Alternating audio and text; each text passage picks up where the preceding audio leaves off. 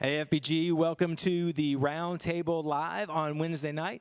Starting a little late because, believe it or not, with everything going perfectly right before we went live, we lost some of our stuff, but we are working on that to make it happen and bringing still some games and stuff for our kids to play tonight.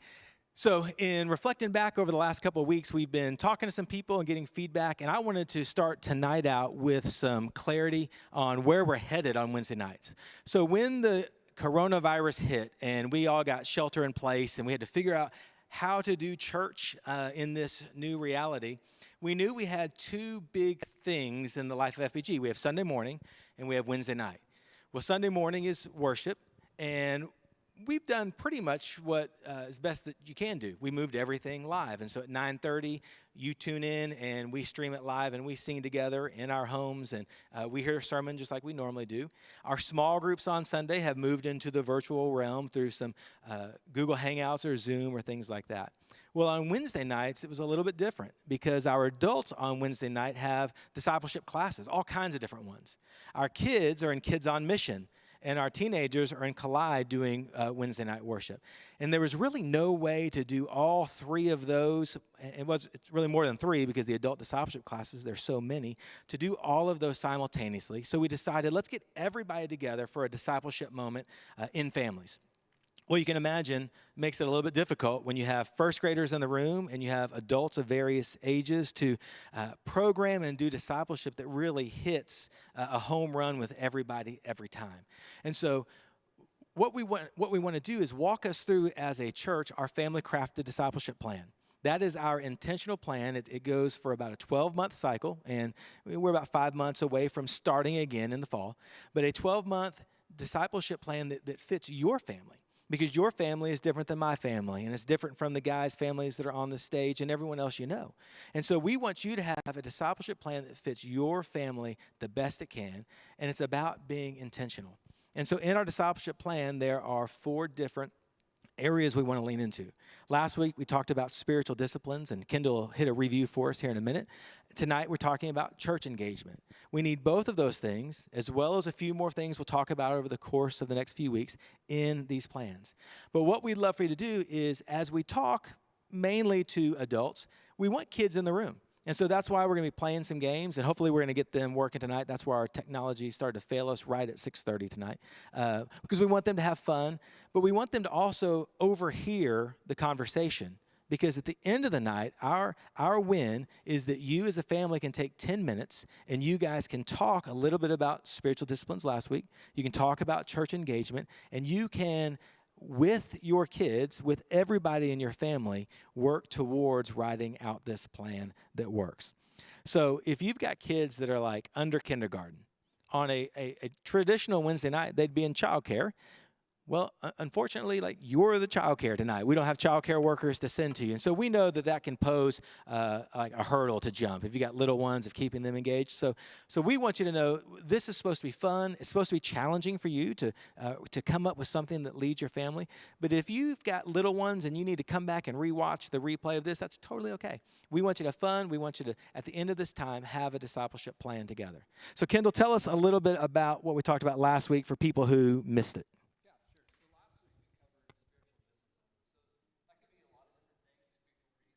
To prayer, to fasting, to silence and solitude, to a lot of different things. And so you could go on and on with a list of spiritual disciplines. So hopefully you last week came up with a list of things for your family. If you haven't, I encourage you to go back, watch that, and kind of just together as a family come up with a list of spiritual disciplines.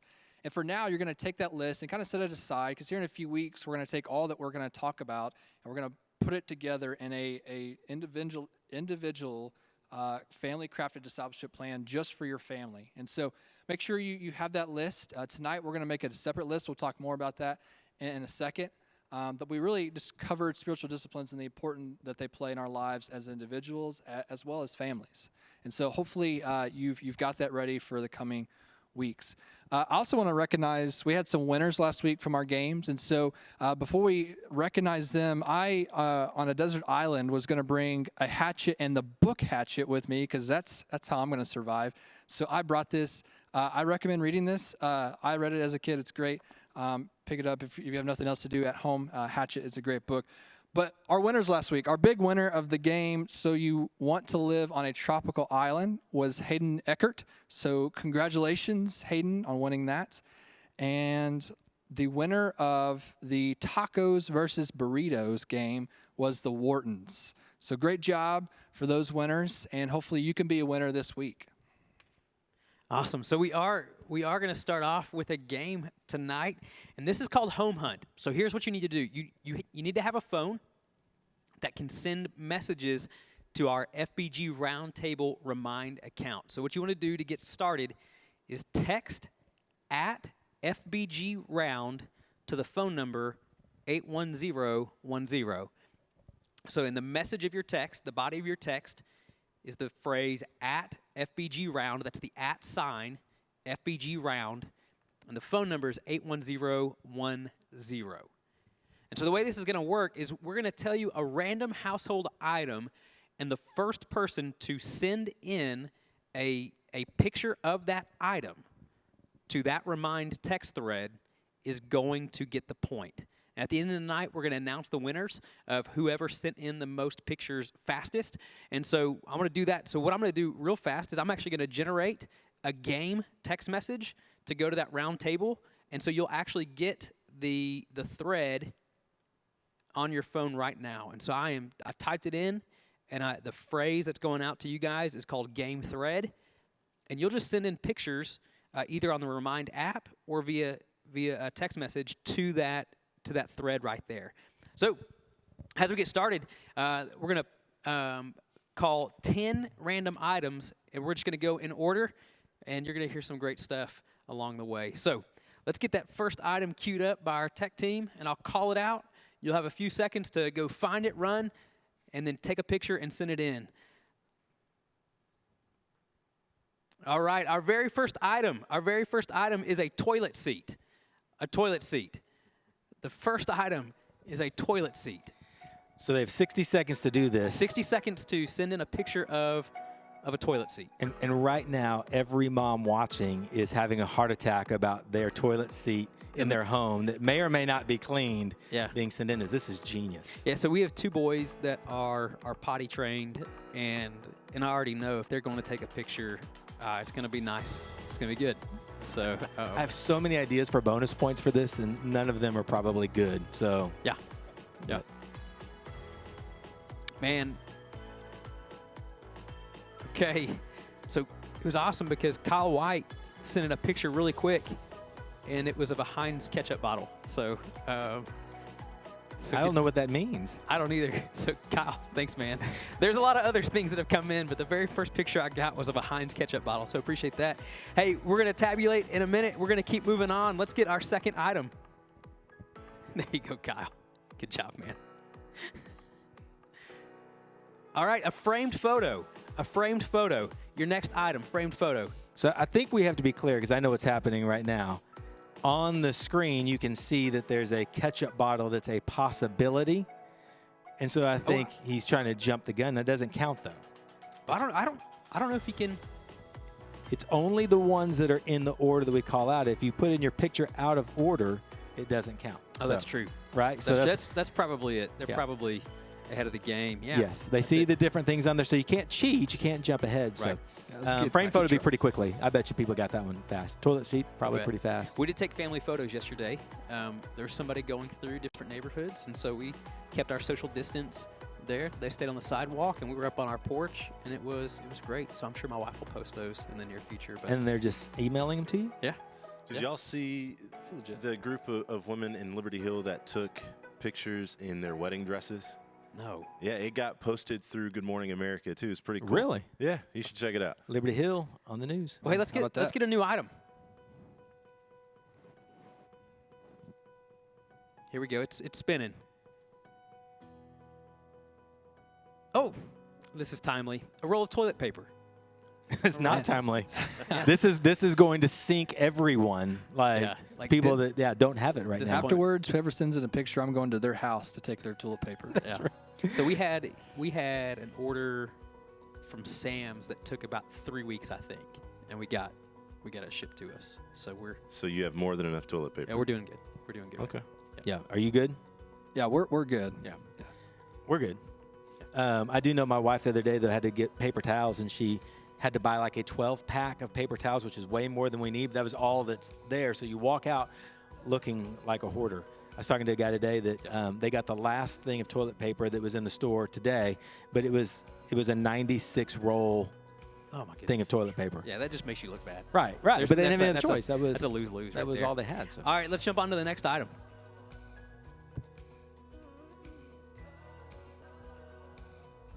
The suspense. Oh, a dictionary. Now, this is one that's going to be a That's going to challenge. be really Wow, difficult. that's, Yeah, old we don't have school. one in our house. Yeah, I don't think we do either. So shout out to the homeschool families. Most of you should have one of those. My kids are homeschooled right now, and we have a few dictionaries. So This could be a game changer right here. Yeah, I think so. Because this isn't really maybe about speed, is just about Do you Got actually it. have it? Yeah. Well, and then the people that have it, is it accessible at all? Right. Where is it? Right. True you gotta that. find Yeah. it. Did your parents when you were growing up I'd ask, how do you spell such and such, and your parents tell you to go look it up in the dictionary, which inherently you needed to be able to spell it to find it in the dictionary. Yeah. Yeah. As a kid, I'd look at my parents what? Do you not know how this works? I remember those days. Let's get a new item, because dictionaries are not that exciting. So, is that fair? But they're being sent in. I'm excited about it. A newspaper. I remember I bought the Fort Worth Star Telegram, a subscription to that, because I wanted the umbrella that you got if you subscribe to it. So, it's one of those umbrellas that it's the comics, Yeah. the comic pages, and so I did a year's worth for that. So. We really should start writing these things down, the random trivia facts that he gives us, because we could have a game at the end of this that's random trivia facts about Michael. Dr. Michael Sawyer. I That's a have good one on dictionary stuff, though. So when I was in elementary school, Yeah. I was on the dictionary team and won a few competitions where you have to look stuff up in the dictionary. It was a real thing back then. For real. Ah, My kids there are you go. learning states and capitals. I was on the states and capitals team. There we go. That's awesome. Hey, let's get another item. States and capitals. We did a Vacation Bible School song one time. That was all the states. It was wonderful. So. I think toilet seat just popped up. We're going to generate a next one though. So don't go find the toilet seat again. Okay, something that belongs to one of your parents. You have to send in something that belongs to one of your parents. All right. Wouldn't that be everything? Right. I mean, if we're honest, kids, Yeah. right? Y'all remember that Right? sermon when Kevin was like, kids, you don't own anything. It all belongs to your parents. That was a great moment in the life of our church. Yeah. I mean, you can probably spin again at this point now. I mean, how hard was that picture? I mean, just stop where you're at and take a picture. That's too true. They own clothes on hey, your body, right? Well, I mean, let's do it then. Let's go ahead and spit again.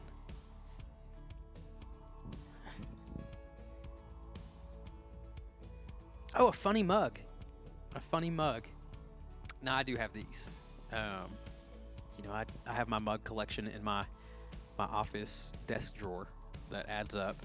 But I think my favorite mug to bring into work, I've got a few, but probably the funniest looking one is this. It's a teddy bear. I mean, it's the shape of a bear. It's got the ears and the face and everything.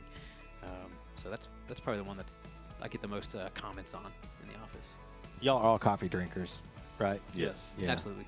Yeah. We have mugs, but I mean, it's like hot chocolate, 2 months out of the year in Texas, but we have a whole shelf full of them. Let's go ahead and spin. We'll get two more. Because I've lost count. A stuffed animal. So right now I have a teddy bear I got when I was born, and it is a 1986. If anybody ever wants to buy me anything, a 1986 Cuddles teddy bear. It's white and it's made by the company Dakin, Dakin. And so I periodically look on eBay for them to purchase them for my kids. And so we have one that currently my 3-year-old has now grown fond of. And so he actually carries around everywhere. It's kind of a nice little moment for us right now during quarantine to see that developing. Shout out to my youngest daughter. I think she just got rid of all of her stuffed animals. 18-wheeler worth of stuffed animals, for sure. All right, last one.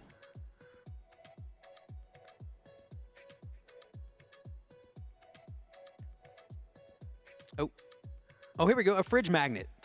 A fridge magnet. Oh, did it go away? Well, hey, we'll go with fridge magnet anyway because I said it out loud. If you already run to the refrigerator. Last one, refrigerator magnet. So if we don't know what look like we know what we're talking about, Michael can see some of the things. I still don't even know how. So we can't see what you guys see at home. So I'm FaceTime.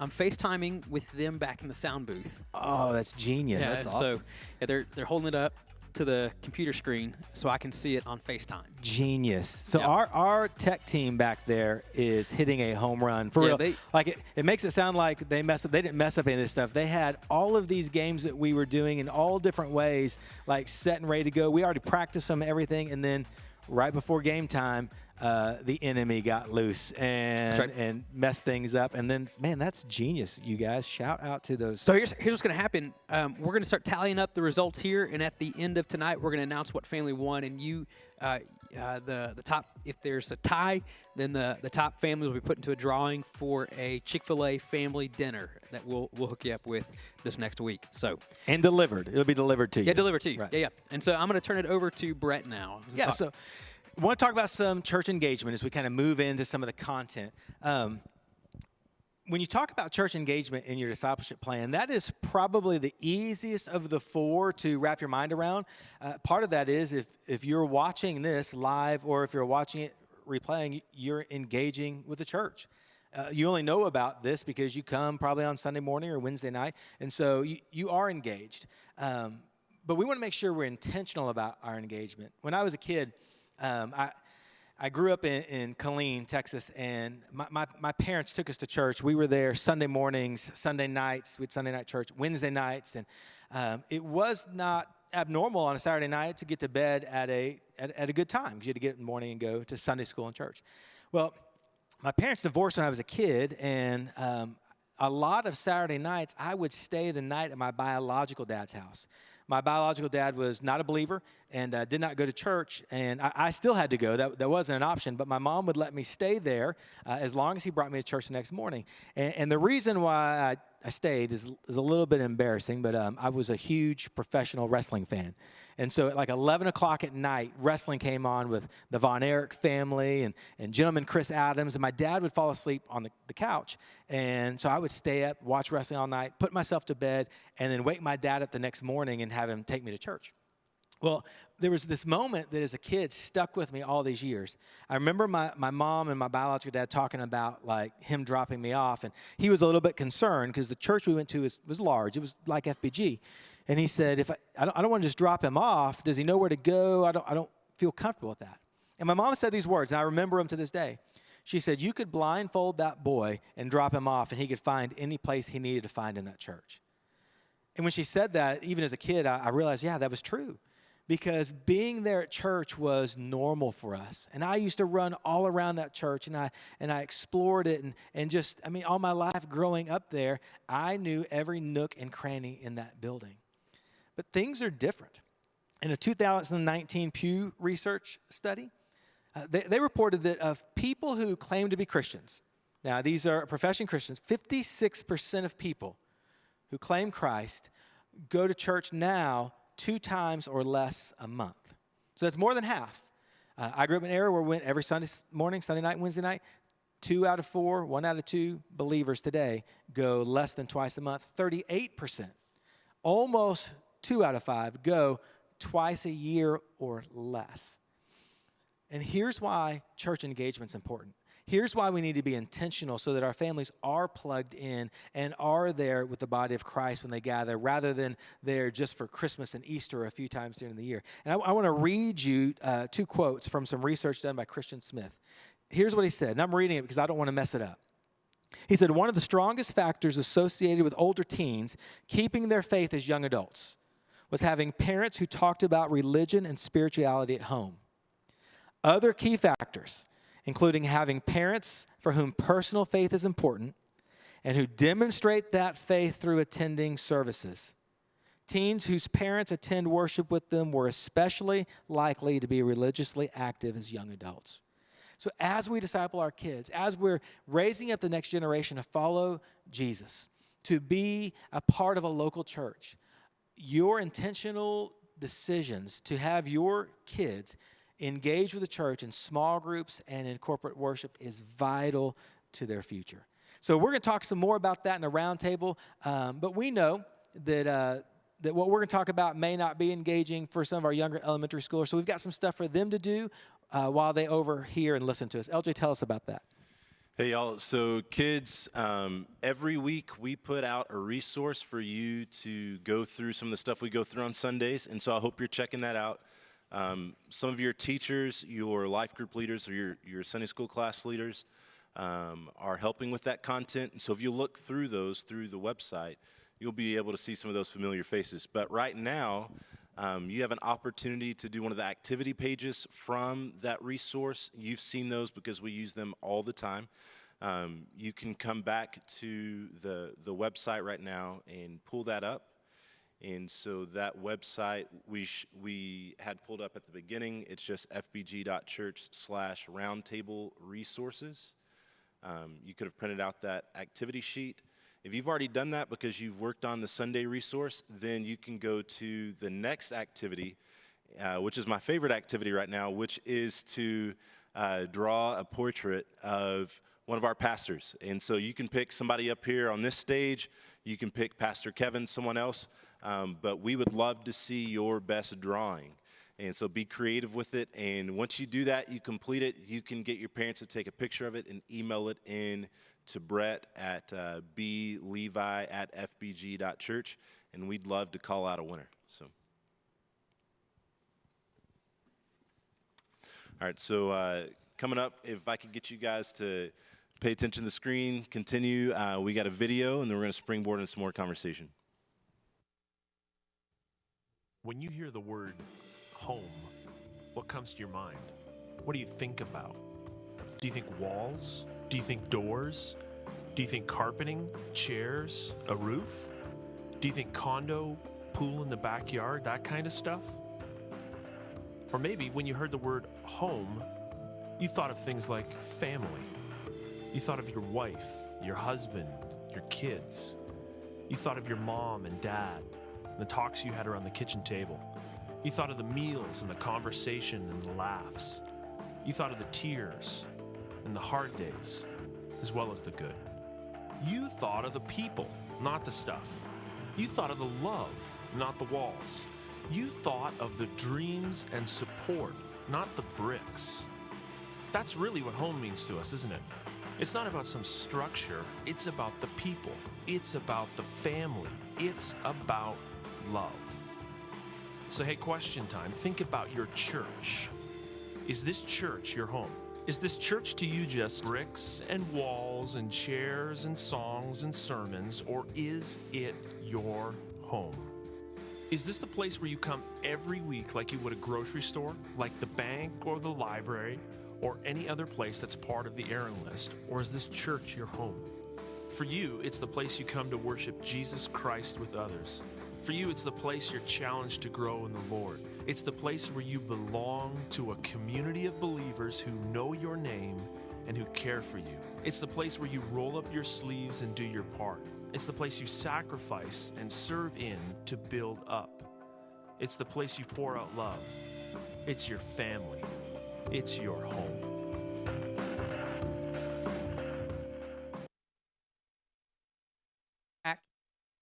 What we're going to do right now is we're going to go around and answer some questions just across the board when it comes to church engagement. And so before we jump into the questions, I want to let you know that a little bit later we're going to be taking questions from our Facebook and YouTube and Vimeo feed. And so if you're on Facebook Live and you want to submit any questions about church engagement, now would be the time to do that, because in a little bit we'll kind of toss those around to each other. And so if anything we talk about kind of spurs on some questions in your mind, feel free to type those in, send those in, and we'll get to those in just a little bit. But I want to start off just kind of thinking we've got two main areas that we see on Sunday mornings within the life of our church, which would be small groups and corporate worship. Small groups and corporate worship.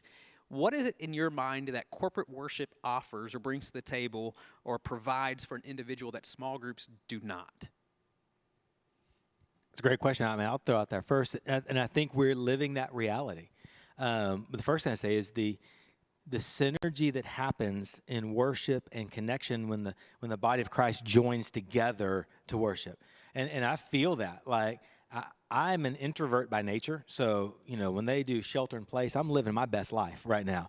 But on Sunday morning, when I'm sitting on the couch in my living room with 3 other people, my wife and 2 kids, it is a different experience. It's a different worship experience. And I've had moments of emotion because of worship and singing, which was good. So I'm not saying it's less powerful, but it is definitely different when I'm not with my church family and feeling that greater part of the body altogether. And so I don't know if I'm answering that question real well, because it's somewhat emotional in what I'm missing but it also is just all of us together gives us a picture of the big thing that God is doing. What'd you guys say? And one of the things I love about the corporate worship experience is, when we read through the scriptures, we see that God is calling for his praise from his people. And so when we get together as the church, we get to participate in that calling, in that command. And, when we walk into this building, there's people that look completely different from us. We've got people that are a lot older than myself. I have people that are a lot younger than myself. I have people that are lighter than me. I have people that are darker than me. And we all come with our own burdens, and we cast those to the side so that we can all praise God together. And I think that's a beautiful thing. And so I love that I get to bring my kids into that experience and help them praise God alongside of other people that they may not even know. And so, man, I love that. Yeah, I miss it right now. I really do.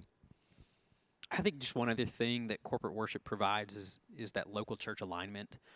It's within that corporate experience where you're going to hear, hey, this is where we as a church family are going. This is what we are called to.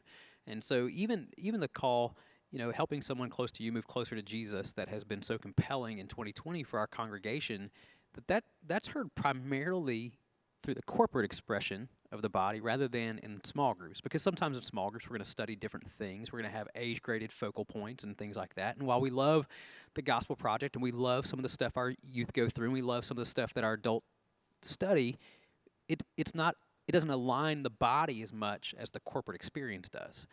Now, that's not to say there's not value in small groups, and so I want to flip the question a little bit. So instead of asking the question, what does corporate worship provide that small groups don't, let's ask the question, what do small groups provide that you can't get in corporate worship?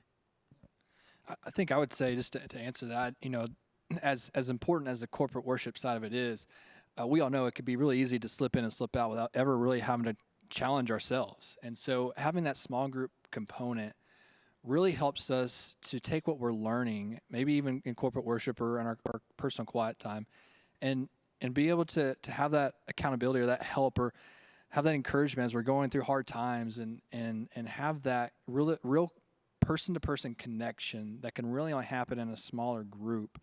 I think it's so important as we talk about growing in our faith and our walk with Christ, because without that, you're missing an important component that's just so vital to walking with Christ. Yeah, I'll piggyback off that. 2 things jump to my mind. Partly is that relationship, because when something goes wrong in your life, when you have a tragedy, when you have something difficult that you're navigating, and you need your church to come alongside you, it's not the corporate worship experience that's coming alongside you. There's 1,000 people that gather in corporate worship, and I'm having a problem, because even if I don't want to slip in and slip out, I'm a small part of a big thing, and my needs aren't going to be heard as much. But when I'm in a small group of people that I'm doing life with, and I need someone, those are the people. That's my extended family. Those are the people who are going to be there at 2 a.m. when I need somebody. So, it's the relationships in times of need. And I think, too, small groups give us the opportunity to dialogue and engage Scripture.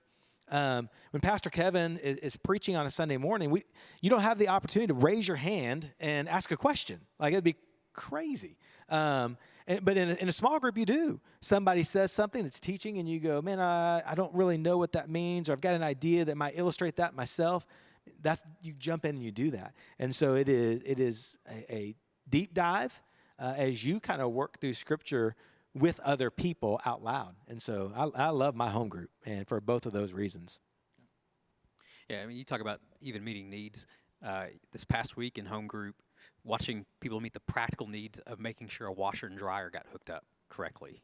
I mean, that you don't read that in the New Testament as far as what believers did for one another, and yet it's certainly an accurate representation of how we love one another, and that's only in the context of small group caring for one another, for sure.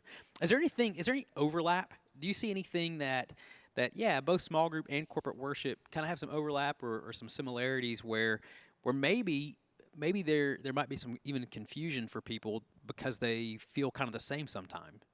Does that make sense? Or I can ask it in a better way later. Yeah, I think so. I mean, I think because there is some overlap in that we're chasing after Jesus together, and there is a spoken or preached or taught word generally. I mean, most life groups, somebody's teaching, or you open up the word, and then you come in, you have a church service. I think this is the question you're asking. I see more and more, and maybe it's because people are coming to church 2 Sundays a month, like I mentioned a moment ago, or maybe it's seen in a different way. Instead of giving 2 hours, I'm giving 1 hour.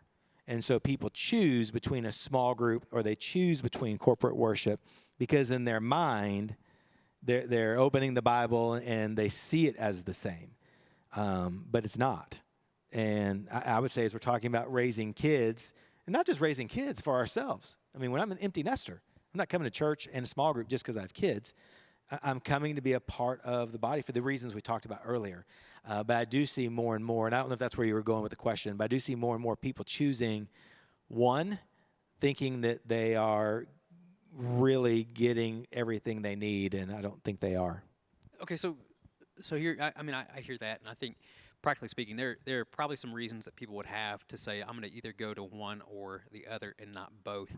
What are some of the reasons you hear for people not going to corporate worship? Because I think one of the things that we experience, like everything I heard about church growth and stuff like that is, you want to have like your front door is going to be the worship experience, and then we want to try to get people in the small groups. And so you would think that corporate worship is going to have so many more people in it than small groups. And you talk to some people, it's like pulling teeth to get people into small groups. But in a lot of churches, what they experience, and ours is similar in this, is that sometimes the norm for a lot of our families is small groups and no worship. And so what are some of the things you hear? And then if you're hearing things, what are some of the things that you would encourage parents to look out for or think about maybe long-term about what message may be being sent? Yeah, I'll speak to that. I think going back to when we talked about small groups, I think the relational aspect of it can be one of those things. And so if you're going to choose between the one, you're going to choose the one where you have friends and you have relationships with, and you're going to go back to that, and you're going to feel maybe more valued or whatever because people know your name there. They know what you're going through. And that good side of small group can be something that then says, well, the kids are already tired. Why do we want to do another hour of this? And so maybe we choose to go home. And I think we take away from our kids when we do that, because I think, and ourselves too, because we're missing out on that corporate side of worship as well. But also, I think we're in a way teaching that that church can just be meeting with a few people and that's it. And that could be a lot of different things. So they could go off to college and say, well, I meet with my roommates for 30 minutes on a Sunday morning, so I'm going to church. Well, that's great. But it kind of maybe confuses what church may or may not be if we're only choosing one or the other. Yeah, and going off of that, I think realistically, kids can be hard sometime in the service. And so sitting under someone speaking for 25 or 30 minutes for a 5-year-old, that's a nightmare. That's brutal. And so that takes some work. And so, you think about some of our families that have more than one kid where you're doing multiple things at once. You're trying to make sure that you're paying attention, that you're turned to the right passage, but at the same time that your kid's not yelling at somebody 2 pews in front of you or kicking their sibling sitting beside them or not throwing their pencils everywhere. That happens. And then, all right, am I paying attention or not paying attention? And it becomes this marathon sitting through 25, praising through song worship tends to be a little bit easier, but sitting through preaching can be tough.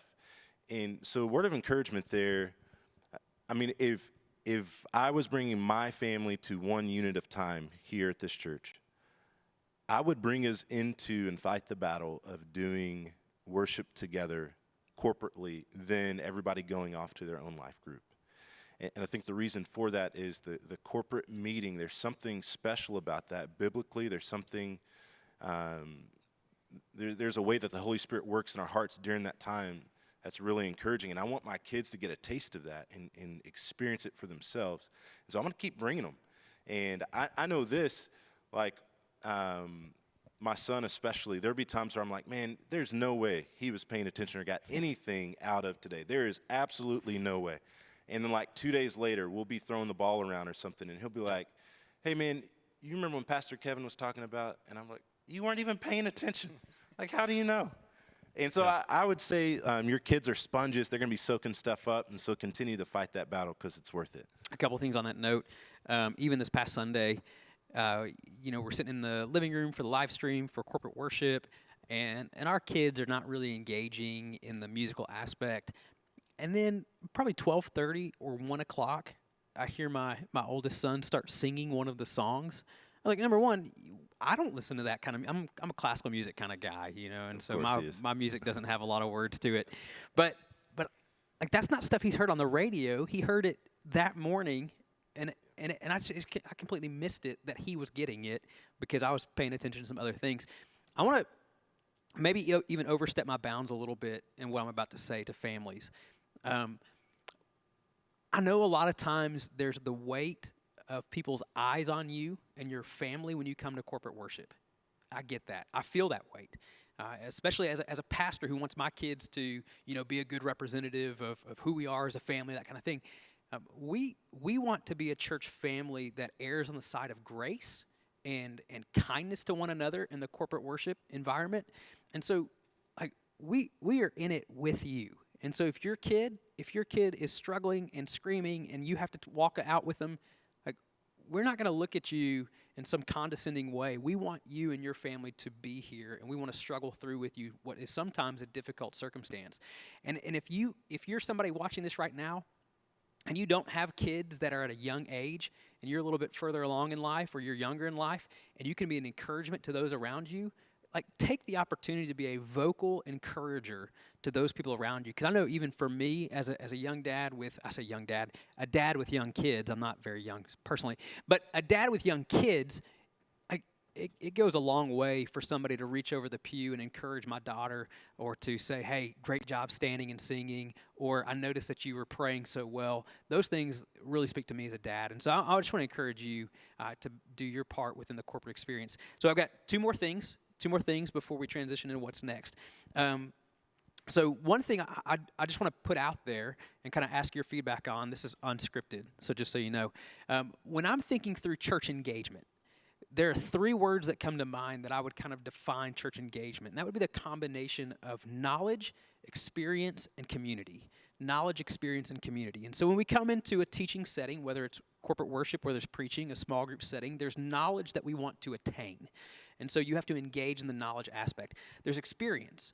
And so we want the experiential aspect. So in corporate worship, sing. In corporate worship, pray. In corporate worship, open the word. In small group, discuss. You need to be experiential, and you're not really engaging unless you're being experiential. And then there's the community aspect. And I would use kind of the idea, this imagery of a web. And so community within the church should be this diverse web of relationships, of interconnectivity. And so knowledge, experience, and community. Where would you say that your personal wiring most leads itself? And then where would you say that personally you shy away from the most in the church when it comes to engaging? Knowledge, experience, and community. Does that make sense? Yeah, that's a deep question. And when you ask, like, where I lean in most, I think for me that may be somewhat seasonal at times. Yeah. And so, like, when I think about my home group, like, it is very community oriented. Yeah. Before I had a home group, I probably wouldn't have rated that as high. And so it's kind of changed along the way. And I'm probably a knowledge based person. Like I like to read, I like to learn, I like to grow in that way. So probably in those ways, and maybe experience maybe at the bottom. But I think all three of them are, like you said, you talk about the web. They have to be there. So Right. And y'all have strong leanings on any of those? I'm knowledge. Knowledge? Yeah, all the Yeah. way. Like I have to fight and remind myself that I need to be connected to people. And so everybody has their strengths, right? My wife is great at connecting with others and engaging. And so we balance each other out in our family, and it's beneficial to the rest of our kids. My son's definitely leaning towards knowledge. And so it's just interesting to see how that plays out. Yeah, I mean, it's funny we're kind of all similar up here, but yeah, I mean, I kind of depends on where I'm at in the season, I guess, of life, of kind of where I lean, but definitely I think lean more towards the knowledge side of things and lean into that. So that's me. Yeah, the reason I ask that is because I think a lot of times we can have this lopsided view of what it means to engage within the church. Yeah, there's a lot of times where with an adult ministry, it feels like going to another Bible study means I've engaged in the church, and a lot of times within youth ministry, it can be go on another mission trip. Well, what are you teaching the kids? Well, it doesn't really matter. We're going and doing. Or in maybe young adult ministry, it's just go to another small group and really, like, are y'all hanging out on Fridays? Well, yeah, we are. Are your families getting together on Saturday? Yeah, well, we have this strong community. But if you're missing the foundational teaching, or you're missing the foundational practice of experience, or you're missing community, you're missing a part of engagement. So I ask that because I think we all have different wirings, and we, as we're assessing from our family standpoint, what may be missing, I think that's a good thing to think through. So with that question in mind, we'll wrap up with this, and we'll transition to what's next. Is there anything outside of what we've already talked about that you think may be an encouragement to others about what your family prioritizes when it comes to church engagement? well, I think we've talked a lot about corporate worship and small group. Yeah. But there's other ways you engage church. You engage through serving. That's a huge thing. Whether it's families holding the doors, or somebody out in the parking lot helping first-time guests have a great experience, or down in one of our front doors doing the same thing. You mentioned mission trips. I mean, there are literally thousands of ways to engage the church. It's not just 9:30 and 11 in the morning, right, or 8:15 if you're in an early life group. You can engage in being the hands and feet of the church, and I think that's important. And we didn't talk a whole lot about that, but it certainly is something that ought to make a list of things that we're talking about as families of how we engage. Yeah. This is one of the areas that just fascinates me about the church, where God's called us all as individuals to be part of this body with other people. And so I have talents and gifts that other people don't have. Other people have gifts and talents that I don't have. And so, man, when I'm working with kids, I love taking kids through and teaching them God has gifted you to do certain things that other people aren't gifted to do. Mm-hmm. And so he intends to use those gifts in the church. And so that means that you have a role, right? So kids comes through the child baptism class. One of the things we talk about is when you're baptized into this body, you're a member of this body. And if you're a member, man, that means you have some ownership, some responsibility. And so let's figure out what that's going to be. And so, with Kids on Mission, we have kids that help greet and help serve in other ways. We serve some of our homebound members with our deacons. And I love that they get to taste that. And so that's probably my favorite thing about working with kids, seeing them explore gifting that God's given them. So. Yeah. Anything for you, Kendall, before we... No, I think that's good. I Awesome. think what y'all said is great. Well, hey, so if you had any other questions, you can feel free to send those in on the Facebook chat or YouTube or Vimeo, and we'll hit those in just a minute. Brett, what do you got for us, Yeah, man? we're going to play a game. So by now our kids have probably done their activity pages, so we're going to play a Kahoot game. So I want you to go to, on your device, kahoot.it, KAHOOT.IT. And then you're going to put in the game pin. It's 225-1203. And we're going to give you some time to log in and get the names. It takes a second. And again, we played last week, and we'll do this quite a bit because everybody gets to engage, and we can see who's playing.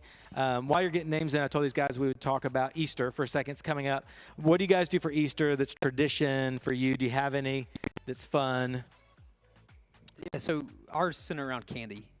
And so the Peeps are by far my favorite. I absolutely love them.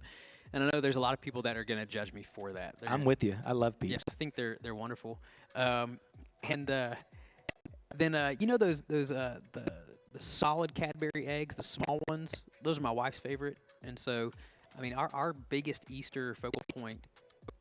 I mean, and I'm even including spiritual stuff. No, I'm not really. But our biggest Easter focal point for us is really in the area of candy. I quit listening as soon as you said Cadbury eggs, and I started thinking about them because that is one of the greatest candies there's ever been. We've been on this white chocolate peanut butter Reese's eggs. Those are good. Yeah, we'll get a few bags of those each time. We don't really have any traditions. We usually go see my father-in-law around that time, and then we come back here for Easter. But with shelter in place, nobody's going anywhere. Yeah, I mean, so our family has traditionally, on my mom's side of the family, dyed Easter eggs, and so that was a real bummer for that Facebook event to get canceled recently because that's just all the time getting together for that, and so it always smells like vinegar and stuff like that with all the different chemicals you're using to dye eggs. But it's just part of it. Do y'all dress up a little more around Easter time? We don't. Really? Yeah, we're not. We never do. Dude, I think we're going to dress up and just go a little overboard with it at home just to do it. It'd be fun, be special. I've got a khaki linen suit that I'm wearing on Sunday. That's what I'm talking about, man. I'm excited. Just in your living room? Yep. That's awesome. Yep. Pictures so we can show them next Yeah, for week? sure. It may be a little wrinkled. That's fine. Because it's a linen suit. All right. Still looks like some names are jumping in there. I just saw Rayleigh and M. Those are my daughters. They just popped in there. But we're going to get started here in just 1 second, see if a few more people get loaded in. Again, we're ahead of you guys. We are living in the future. We're about 30 seconds ahead of you in the future. Everything is okay here in the future, but we got to get you guys seconds to get in. So, all right, I think we're ready. We're losing people out of it, so let's get going. All right, we went from 37 down to 34. People just giving up on us. Yep. All right, we're going to start. So this is Easter around the world. There's 9 questions. You're not going to know any of these, so you're going to be guessing at speed. So in this country, children don't get treats from Easter bells. That was a miss. I messed up the question. They don't get treats delivered from the Easter bunny. They get them from Easter bells. That was what was supposed to be the question. I messed up the first one. England, France, Germany, or Spain. So you get points for being fast. So that's a key to this. And then I've asked you guys, while we wait for people to log in on this time delay, to kick around ideas, and no one in here has a clue of what an Easter bell is, do you? No. No. Not a clue. I don't know. I don't. Yeah, you're not gonna. You guys wouldn't even get one question. Like, if someone knows one of these answers because they've been like a world traveler, they are definitely going to move to the top of winning the prize, which is a surprise. The winner of this is getting a surprise. That does not mean I don't know. I do have the surprise. It's ready. You won't understand it until you get it, though. So if that makes sense. So, Okay. all right. So hopefully I didn't mess up any more questions. And once everybody logs in, I think it'll quit. So, all right, here we go. The correct answer was France. And let's see who's in the lead. Go ahead and hit next. Kay is in the lead. That was a pretty easy name. Micah Downs coming in third. That looks like Malin Downs. He is faster than her by just a bit. Okay, here's question number 2 of 9. This country holds a competition that involves rolling huge wheels of cheese around a village for Easter. I've seen this. Is it Italy, Germany, Russia, or Denmark? Where is the village? If you guys, I don't know the answer. Have you seen this before? Yeah, I've seen. It's like on ESPN Ocho. Like, Oh, no. yeah, I've I've seen never it. seen You it. can probably YouTube it, I bet. I really, though, putting in, I didn't know like where it was. Nor do I know the significance of rolling cheese for Easter. Maybe it's a giant cheese wheel that symbolizes the stone being rolled away. Most likely. Most likely. You're the doctor. What do you think? You think Yeah, so? No, that's probably what it is. Yeah. Yeah, definitely. Yeah, and I'm not. Um, It's probably not even correlated to Easter, honestly. Probably not. And I'm going to say this, like, I have been to 3 of those 4 countries, not been to Denmark. I've been to the other 3. And that doesn't mean you should pick Denmark by any means, but I have no clue. Like, if this answer is Germany, it will blow me away, even living there 3 years, but it could be. Yeah, my gut on this, now that we're at 0, is probably Italy. Oh. Italy? Yeah. You nailed it. Okay, Yeah. who's in the lead? Everybody went There- with Denmark. Micah Downs is in the lead, taking first place. Amy, our highest climber, up 26 places. All right, next question. This famous Easter dish tradition, recognized around the world, of egg jarping originated in this country: Canada, Scotland, England, Poland. Now, do you know what egg jarping is? I do know this. I don't know. Is Then it you- like throwing eggs? I have no clue. No, so you get a hard-boiled egg. This is some extreme competition. So I get a hard-boiled egg. Kendall gets a hard-boiled egg. We can't play because we'd have 6 feet of distance, but when coronavirus is over, we can egg jarp. So I take my hard-boiled egg, he holds it, and I tap my egg on his, trying to break his shell and not mine. So whoever shell breaks is out. They actually have an egg jarping tournament, like March Madness. Everyone brings their hard-boiled egg, and there's one champion declared. So if you don't have any Easter traditions, we could start one this year, 2020. I'm just thinking through the rules. Yeah, like So does he hold? He gets to hold his egg. Yeah, he holds his egg. You hold yours. Okay. You have to tap your egg on his. If yours cracks, you're out. Yeah. You're trying to crack his without cracking it. Correct answer was England. 3 people got it. So that's going to definitely change to PB and Jamie. I bet that's Jamie Downs. All right, let's see our next question. Residents take part in the annual pot throwing, where they throw pots, pans, and other earthenware out of windows. Is that Greece, Italy, Portugal, or Moldova? So pot throwing. Colorado was not one of the options. Yeah. That would have definitely had people logging in. You know, after listening to these, I feel like us Americans are pretty boring. I mean, we're not rolling cheeses down the street or, having egg fights. I mean, that's We just don't have the history, and that's we're just such a young country still. yeah, we got to work on that. Yeah. Somewhere in another country, they're playing right now. What country eats sugar-coated marshmallows in the shape of Easter bunnies? That's right. In the United States is We'll own that the all answer. the way. I know. You like Peeps? For sure. You like Peeps? I like Peeps. They're not my favorite, but I do like them. I like them roasted on the fire. What? Yeah. Make it just like a marshmallow, but Man, that's a genius. Well. Man, totally in for that. What do you guys think? Okay, it's Greece. I don't know what earthenware is either. All right, we get a new leader every time. Stephanie takes it to the lead. Shannon Warren's the highest climber. Here we go. Question number 5. Where is Mommy? A baked Easter dessert made of powdered orange peel, dark molasses, and rye flour. Where is it made? not my house. Not at my house. Is it Norway, Sweden, Finland, or Denmark? That's got to be hard because those are, I don't know if you know geography, but those are all 4 right next to each other. Oh, it's the 4 corners of Europe, right? Is that? No, Oh, it is no, not. not. No. Scandinavia, if you will. Yeah. This also, like, for people who, like, it has, like, you spell it M-A, it has, like, the sideways colon above the A. What do you call that? Umlaut. Yep, that. I spent 15 minutes trying to figure out how to add that into the slide. And finally, I quit when I realized I didn't know how to say the word anyway. Yeah. So, It would be Mimi. is it really? Yeah, if it's got the umlaut above the A. We should have had you do this game. I'm totally messing this game up. Mm. That's the second question I made up, too. There's a random comma after flower. All right, the correct answer was Finland. Stephanie's out of the lead. The Bosons are in the lead. Have we literally got a new person every time? It's changing a lot. No one knows the answers. That's why, but this is Oh, why I love Is that it. Heath Holt in second? Heath Man. Holt's in second. All right. Here we Next go. question. I just lost the computer screen right up here, so I can't see anything. So Good luck. I'm sure there's another question for y'all right there now. is a question. They're saying, is it going? Oh no. So we crashed. All I see is no signal.